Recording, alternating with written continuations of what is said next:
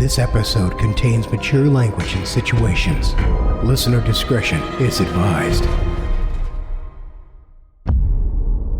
You wake to the sound of a train.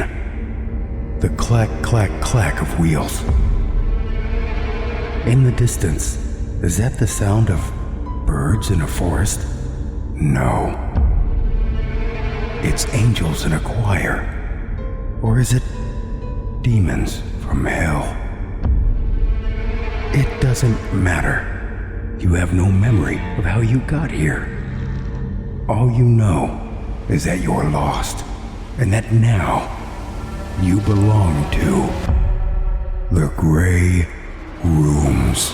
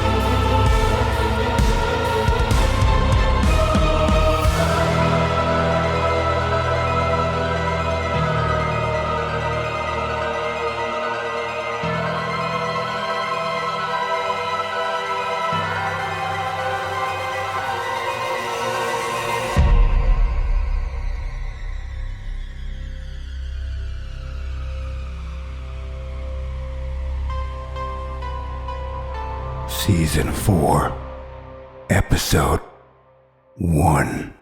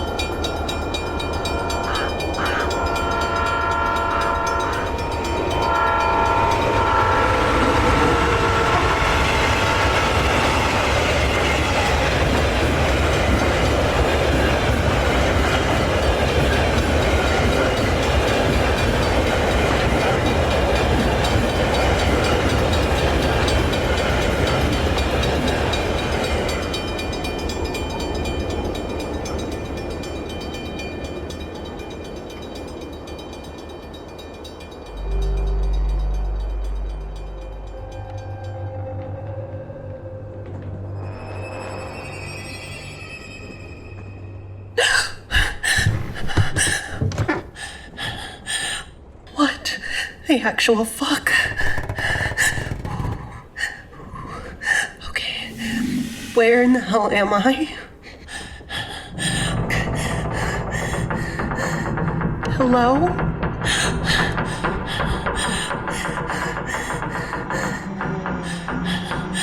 Fuck. Okay. Take it easy, girl. You've been through worse. This isn't like Tikal, all those goddamn vampires. This is a train. A nice train. Ooh, train with a bar. Wait, how the heck did I get on a train? How much did I drink last night? Wait, what did I do last night? If this is a joke, then... Oh, shit! Oh, please, don't kill me. Stay back. Tell Ripper I don't have it. I'll have it next week, but I don't have it now, and I'm not going to be able to give it to him if you kill me. So please don't kill me. Whoa, hey. Take it easy, guy. I don't work for, Ripper, whoever that is. Calm down. No one in the history of the galaxies has ever calmed down when they were told to calm down. I will not calm down. Who the hell are you? And what the hell is this place? I don't know where we are. I just woke up, same as you. I don't know how I got here. Probably some kind of arcology transit system. Have you looked outside yet? Oh, I bet we're in one of those nasty little belter stand-ups you find sometimes, on the edges of systems, sent off to be slave labor in some mine for a syndicate somewhere. Though, I guess this place is kind of nice, isn't it? If we are on a syndicate arcology slave train of death and despair, I'm guessing the decor would be more utilitarian? I don't know what you're on about, but yeah, calm down, all right? Calm down. Okay. Do you always talk this much? Only when I'm stressed out. Findley. What now? My name is Findley. Oh, mine is Imani. Nice to meet you, Imani. Shake? Grandad always said, gotta shake a man's hand to know if they're worth a damn. Sure. Interesting arm you've got there, Findley. Oh, this? Oh, well, it's an off-the-rack model, but it's the most recent gen. Really nice tech from those silicon spiders at the bottleneck. I've got a universal socket popped in there, so it's much easier than it used to be to swap it out. Are you thinking of an upgrade? Okay, real talk. I didn't understand half of what you just said, but this thing is so cool. I didn't think cybernetics were this far along. Didn't think? What are you talking about? Are you from a retro-tech colony or something? One of those religious sanctuaries? Slow down, fast talker. Let's get ourselves sorted. I'm a researcher out of the London Battle Group. I specialize in ancient religions and mysticism as it impacts sweep and clear operations. What battle group are you with? Now I have no idea what you're talking about. What's a London? Are you putting me on? No! What's a London, Imani? You're freaking me out. Stop yelling at me, Findley. Stop freaking me out, Imani. Hey, since neither of you know what's going on, would you shut the hell up? God damn it, Findley, stop yelling! And who the fuck are you? Me? I'm bored. I thought I'd gain some kind of tactical advantage listening in. But I've reached the conclusion you're both too stupid to be helpful, so... Where I come from, you look out the window to find out where you are. So why don't we shed a little light on our situation?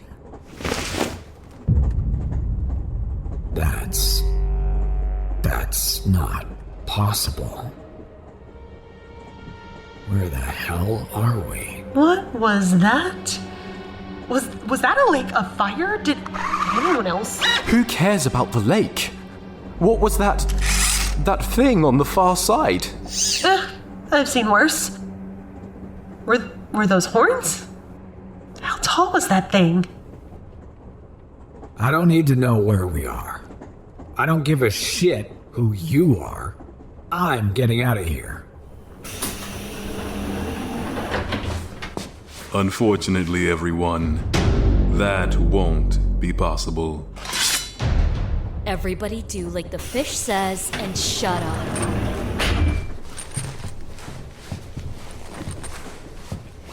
That's better. You, and you, sit. You want to know where you are? You want answers? We've got some. Any of you gets fidgety or tries to leave the car, I slice your goddamn head off. All right?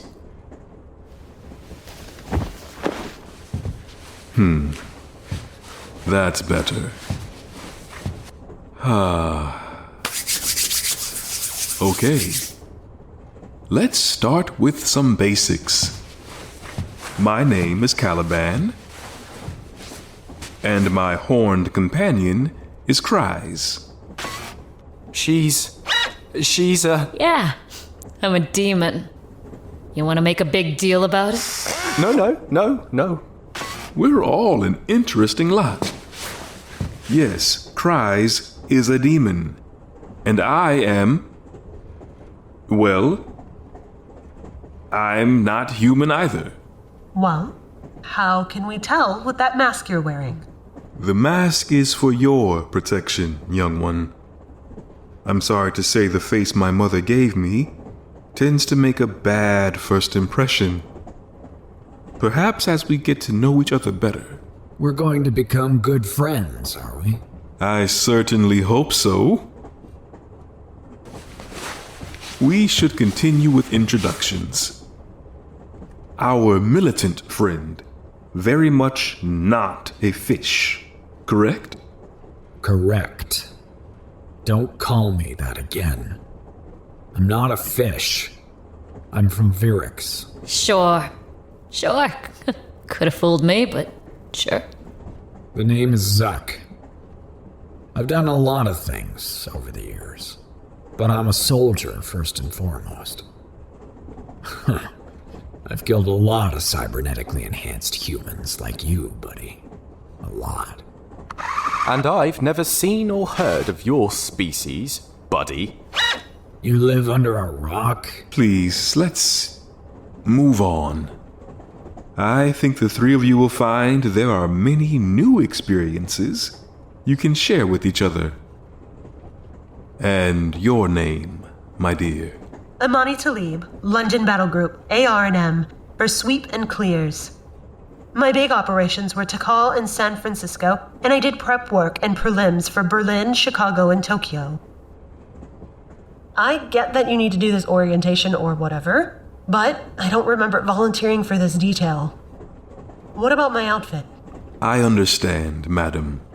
You're worried about your fellows, scouring the earth of darkness, right?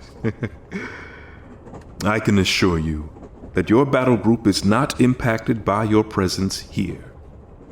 I promise. Which leaves you, my augmented friend. Oh, hey, yeah, I'm Findley. Findley Montgomery. I'm an engineer? A cybernetics engineer. Last thing I remember, I was sacking out in my flat on Karen Station. How did we get here?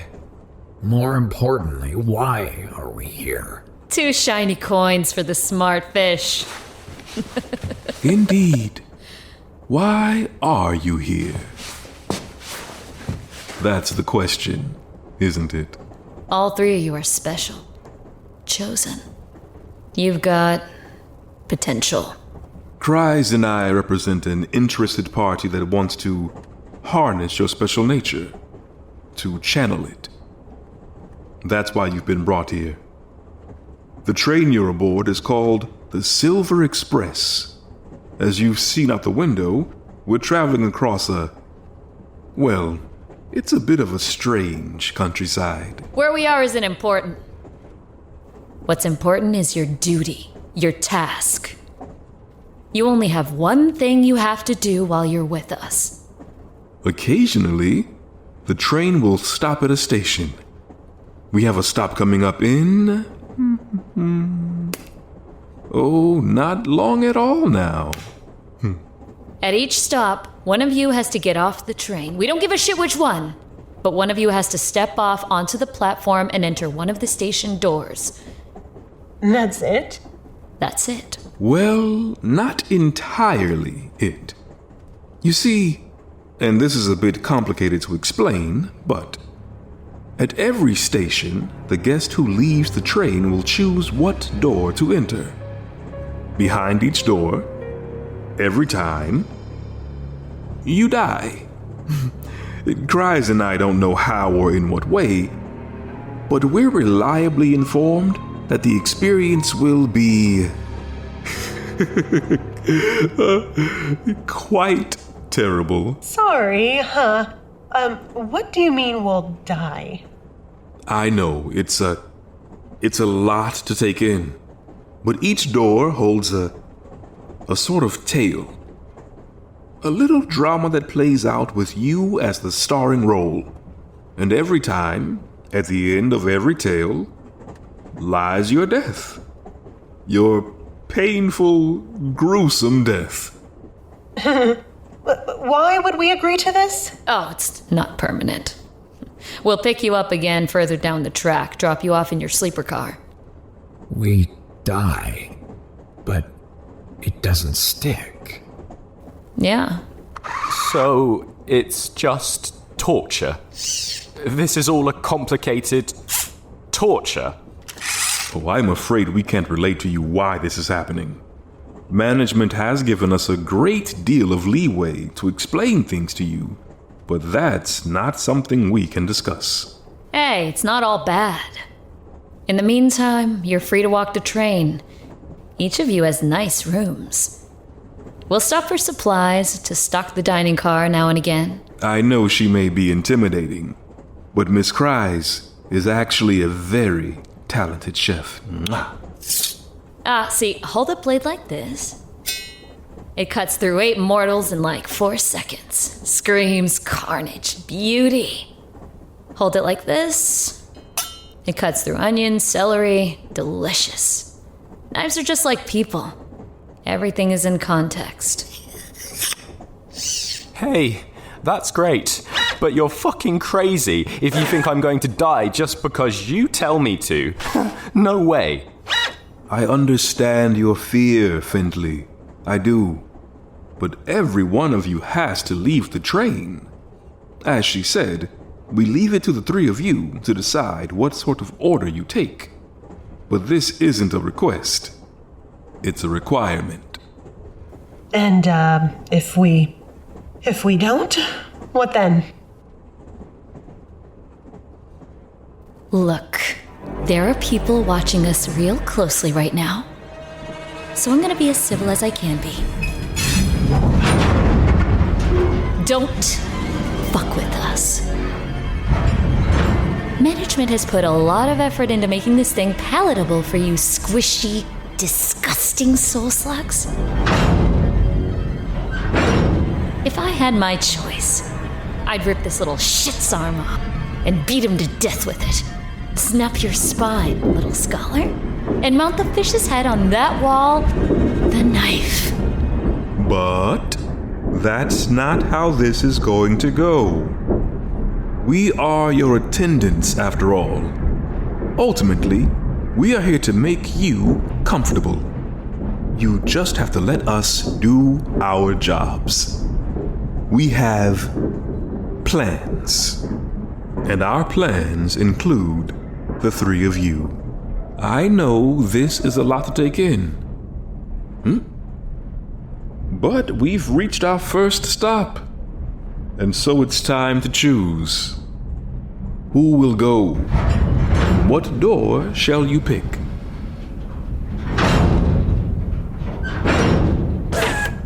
I can't, please. I don't... I'll do it. What? You said we die, but we come back, right? That's correct. And there's nothing to be afraid of. I faced death dozens of times, not sure if I'd make it. Never sure if I'd see tomorrow. If I know I'm going to die, well, no mystery to it, is there? And I still get to see tomorrow. That's a very healthy attitude. Thanks, Zukk. Yeah. Thanks. Just remember this. Kryze, would you be so kind as to see them to the door? I'll stay with Miss Imani and Mr. Findley, and we can continue our conversation. Sure. Follow me, fish. Don't call me fish. Sure, whatever.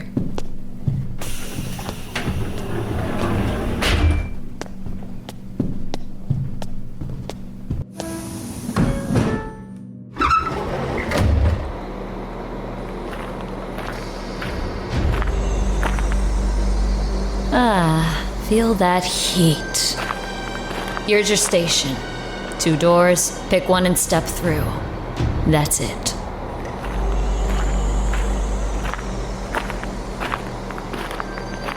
Team Spirit and Venus Flytrap. Well, given the choice, I know which one I'll pick. You'll pick me up, you said. Don't worry, fish. You'll be back swimming in your bowl before you know it.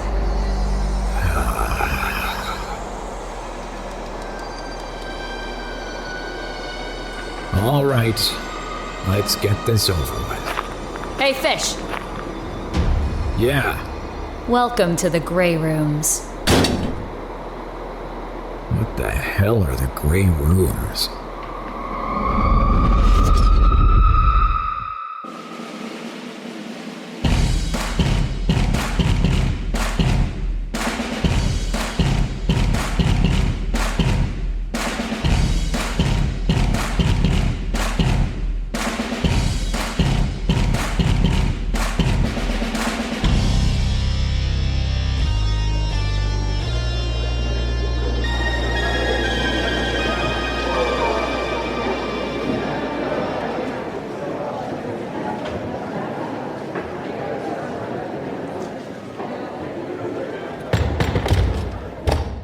Okay, guys, let's start cleaning up.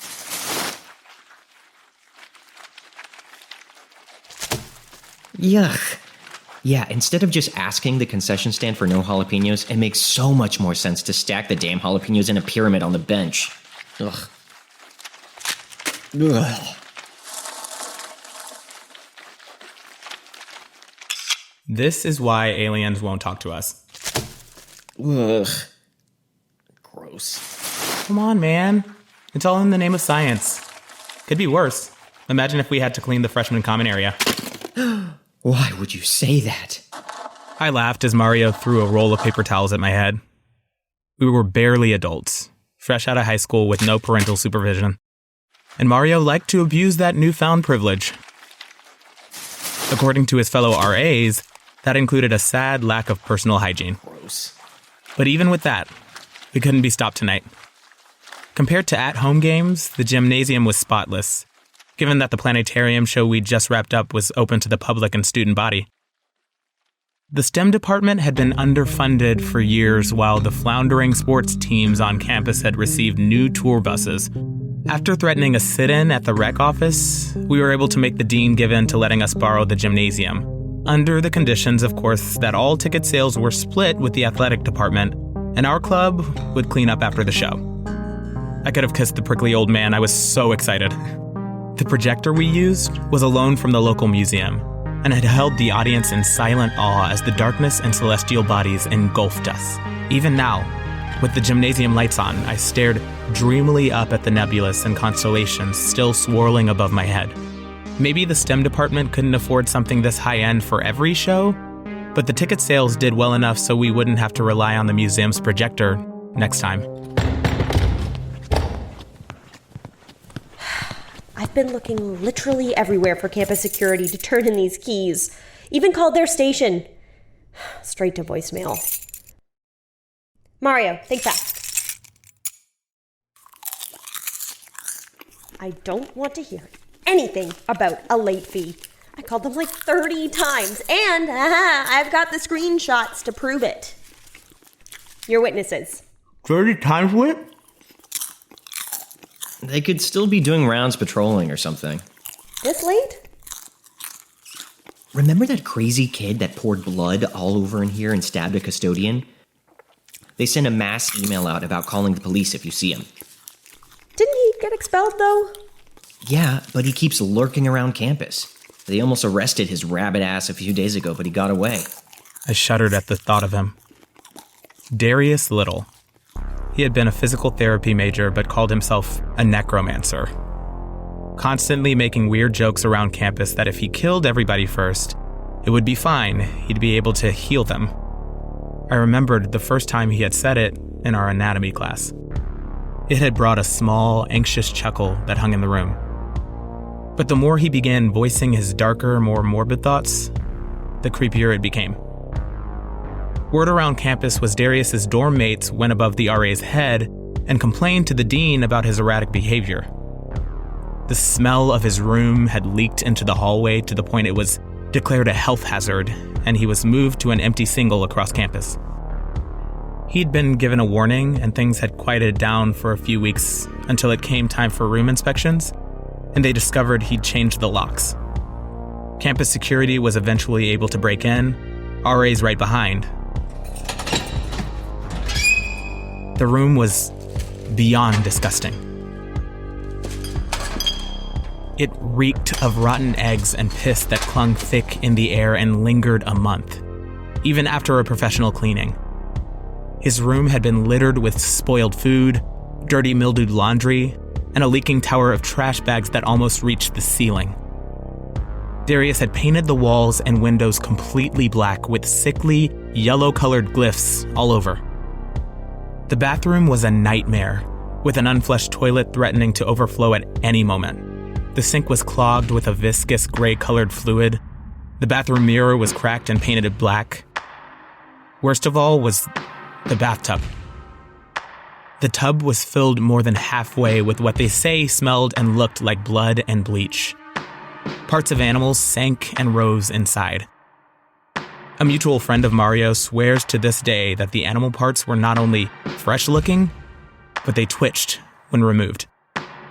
Autumn, the head RA, did her best to stop them from panicking, saying it was just maggots under the skin, but when the mangled, severed leg of a large dog spasmed and kicked in circles when dropped, all hell broke loose. The RAs screamed and stampeded to get out of the room. Just as they swung open the door, standing wide-eyed and dumbfounded on the other side, was Darius. Nobody was prepared when Autumn cocked her fist back and punched him hard in the mouth. Darius almost fell down the stairwell. Several others moved to grab him, but he went with the momentum and jumped down the stairs, dashing through the emergency exit into the marsh next to campus. He was expelled immediately. Neither hide nor hair was seen of him until a week before winter break ended. A custodian had noticed the gymnasium's door had been propped open, and shortly thereafter, campus security found the poor man bleeding from his neck at center court, flailing and incoherent, trying desperately to right himself on the blood-drenched floor. Darius was caught by security trying to make a run for it through the back exit, but someone tackled the officers, allowing Darius to escape. The campus cops chased his accomplice into the supply room, but no one was found inside when they broke the lock. There's been rumors Darius has been sneaking around campus, though no evidence. He was now college lore, a scary story to tell freshmen. The existential dread about finals and graduating in the next few years be damned, I'd be glad to get away from the twisted shadow of Darius Little. Alan. Hey, Alan. Huh? Oh, my bad. Well, we were just saying that since the projector doesn't have to be returned until tomorrow, maybe we can go grab some food and have our private show? Hey, are you okay? It's just, you've been kind of staring at the ceiling for like a minute now, so...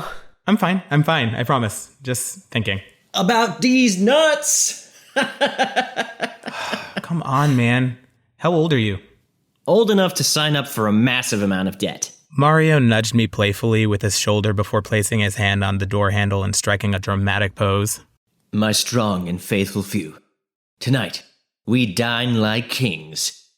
If kings ate from gas stations. Whitney placed her hand on the opposite door and flashed a handful of dollars in the other. Or we can get something that isn't day-old hot dogs that have been coughed on, huh? Whitney! Oh, hush, it's for the STEM department. And since we are the department, it's a proper allocation of funds. She does have a point. What the... Hey, the door won't open. Mine won't either. Let me just try to ram it open. It just might be jammed. Ugh. Seriously? It won't budge. Guess we'll just have to go through the front doors then. Oh, damn. And the car is closer to this parking lot. Plus, I don't know about you guys, but I hate walking past the marsh. Gives me the creeps. Huh? Standing in the doorway was the college mascot, Beardo the Buccaneer, or more aptly nicknamed by the student body, Beardo the Weirdo. Beardo had a disproportionately long, shaggy black beard that tapered down to a point mid-calf. Whoever's idea it was to design him to wear tattered shorts and a sleeveless shirt didn't account for the fact that he looked naked viewed from the front. The arts department took the liberty of giving his fuzzy skin a sunburned look, but it just made him look like he was covered in flaky rashes.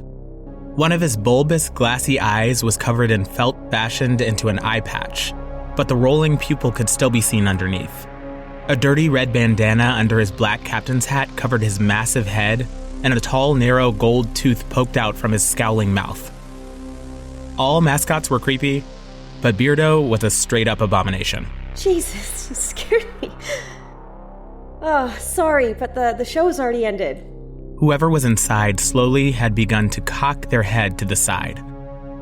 Alan began to feel more unnerved the longer the mascot stared, unresponsive. Yo, the show is over! We need to lock up! The mascot had stood there a few moments, then suddenly jerked its head up and backwards. It bent its head so far back that the head looked like it might fall off. Without any response, it sprinted away down the corridor, head still bent in that unnatural angle.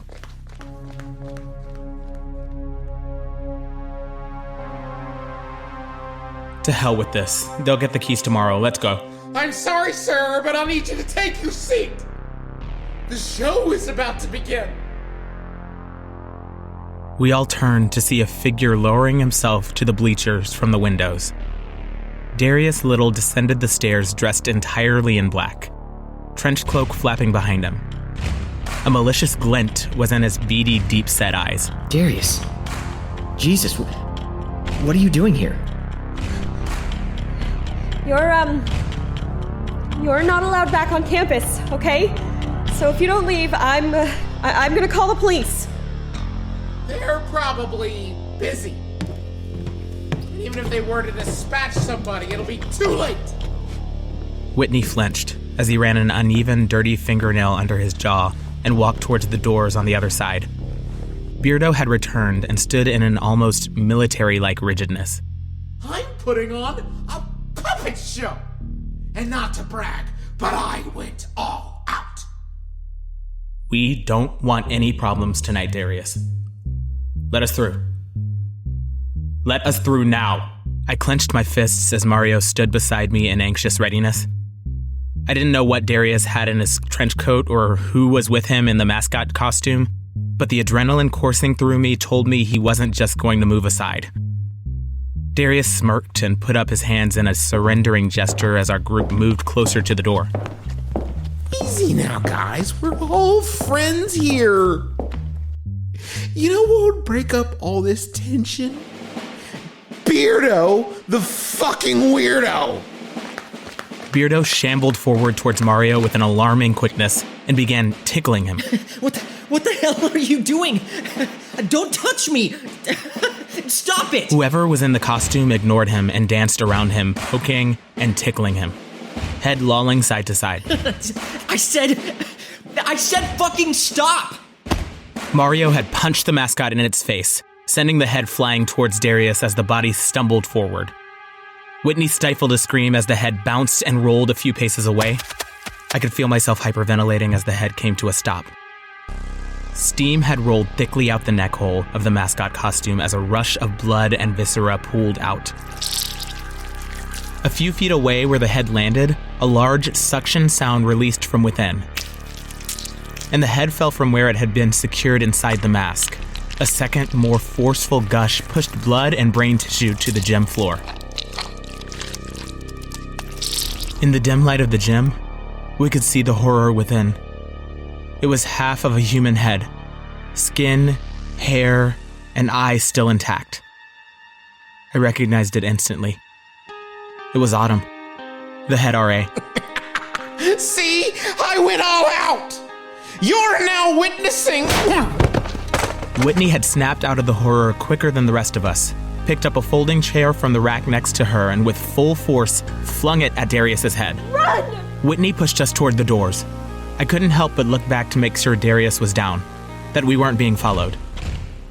Now for a brief break. By listening to these ads, you support our sponsors. And by supporting our sponsors, you support the Grey Rooms. And for that, we are grateful. Thank you. And now, back to the episode. Instead, I stared as I watched Beardo's head reattach itself. A slow suction sound as the bloody stump secured what was left of Autumn's face to the neck. Beardo started dragging itself on its forearms towards Darius's prone body. Its mouth unhinged wide and slowly pulled itself over Darius's body like a python over a rabbit. Beardo was halfway up his torso when Darius regained consciousness. No, exotic me, quantum, Timmy, Vidum, Donovan, Mihi, Timmy, Sacred, no, stop, please. Darius twisted around and stared at me. Tears, snot, and sweat ran down his hysteria-twisted face as steam rose from Beardo's mouth. The suit itself had become alive and hungry. Darius was losing ground with only a desperate choking noise croaked out of him as he reached out to me.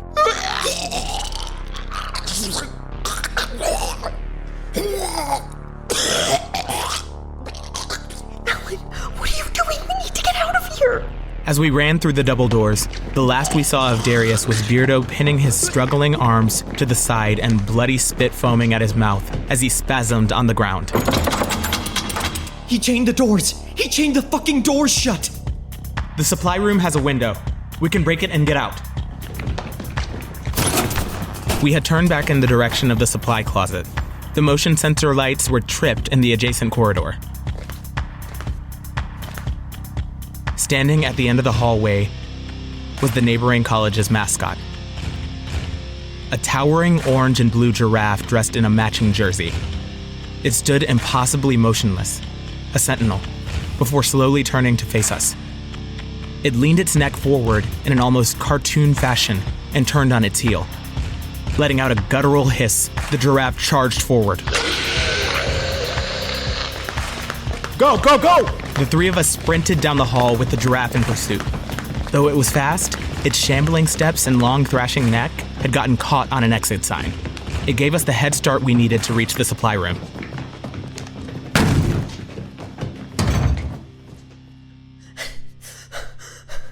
What is this? What did he do? The mascots are alive? I couldn't stop trembling as Whitney caught my eye. Okay.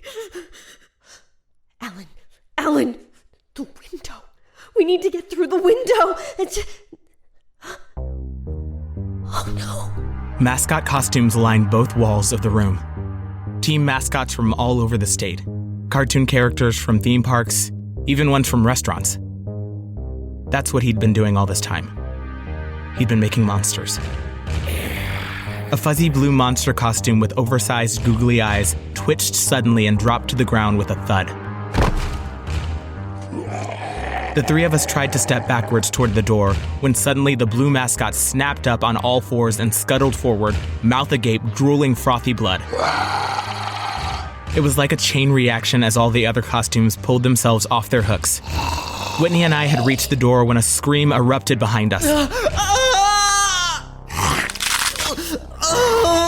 A mascot had hooked its furry padded hand over Mario's mouth. Another gnawed on his leg, scalding him with hot bile-filled blood. Whitney and I could only grab his arm, trying desperately to pull him through the door as more mascots pulled on the other, making heave-ho motions in a sick tug-of-war for their friend.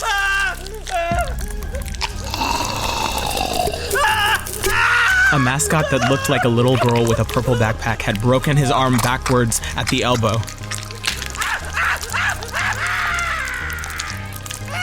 Mario stared into my eyes with a look of pain and finality as he pulled his arm from our grasp. Go! Mario's final push shoved us through the door and slammed it shut. We have to go. We can get through the window in the gym. I pulled Whitney to her feet and gripped her hand hard, racing to the double doors. As we turned into the corridor, the giraffe was shuffling into the wall. Head planted against the brick, stuck in a loop like a broken wind-up toy. Not taking any chances, I raised my boot and kicked it in its side, toppling the giraffe over and knocking the mascot's head off in the process. Steam, marsh mud, and bones sloshed out, causing Whitney to slide and stumble, but quickly regained her balance and pushing open the double doors.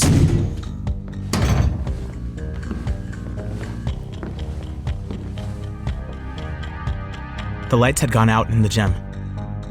All around us, the holograms were disorienting, crazy lights spinning across the walls.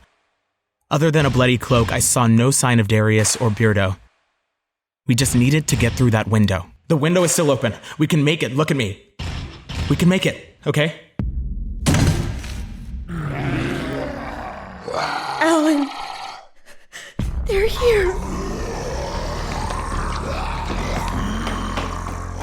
Sprinting up the bleachers, we reached the window just as the flailing mass of synthetic furs and limbs had begun their climb. Popping open the window, I hoisted Whitney through the glass panes, getting her safely into the dogwood trees that grew outside of it. Grab my hand, come on, you can do this! I thrust my hand out, brushing my fingertips against hers just inches from safety, when I was violently yanked backward by Beardo. His matted faux fur hands had pulled himself up from under the bleachers. His mascot scowl had transformed into a sinister smile, with the exaggerated gold cartoon tooth covered in blood. Beardo tightened his grip on my pant leg, and with a monstrous strength threw me from the top of the bleachers. They say the mind hyperfixates on objects and actions in the face of death. That time slows. That part of my psych lecture flashed in front of my eyes. I could see the mascots bottlenecked at the window, howling, hissing, and clawing at each other trying to reach Whitney. There had been a rumor on campus that if somebody died in your class or something really bad happened on campus, everyone would pass the semester. Pass by catastrophe. The final thought before my impact with the hardwood floor was wondering if a horde of murderous undead mascots counted as catastrophe.